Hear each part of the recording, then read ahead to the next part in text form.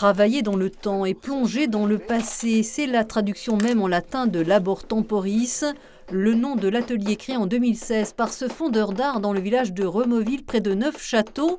Et rendre visite à Marco Di Saro, c'est traverser les âges. Cet artisan d'origine italienne s'est spécialisé dans la reproduction d'objets historiques sur une période couvrant l'Antiquité à la Première Guerre mondiale.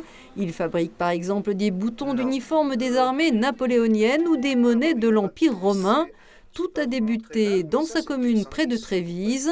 Jeune, il se prend de passion pour les reconstitutions historiques et décide avec des amis de vivre à l'époque médiévale. On a reconstruit les habitants de notre ville, des habitants simples, voilà, pas des riches à l'époque. Et donc on a commencé comme ça à la fin du XIIIe siècle.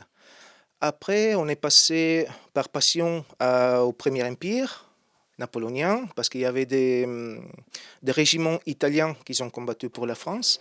Pour vivre pleinement sa passion de l'histoire, Marco Di Saro va suivre une formation en bijouterie et se spécialiser dans la fonderie d'art de métaux légers non ferreux.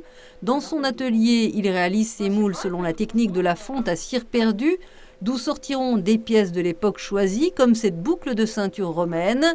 Le geste, lui non plus, n'a quasiment pas changé. Ça, c'est le rivetage, comme c'était fait à l'époque. C'est toujours de bronze.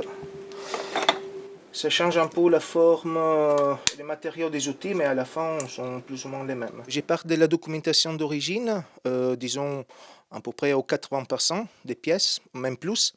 Et de là, avec les dimensions, les matériels et la forme, je vais recréer l'objet par moi-même. Bon, il y aura des différences avec l'original. Je corrige certains défauts, des usures, je vais recréer des parties qui manquent. Les articles sont remarquables de précision, fabriqués essentiellement en laiton ou en bronze. Marco Di Saro possède ainsi toute une collection de pièces de monnaies antiques. Ah voilà, ça c'est un des premières pièces. C'est vraiment, avec ça on peut tuer quelqu'un.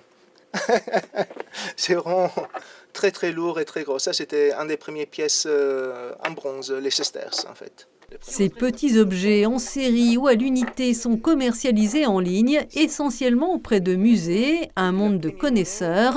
Et sur l'époque choisie par l'artisan italien pour ses créations, ils sont moins d'une dizaine en France à exercer comme lui ce métier original.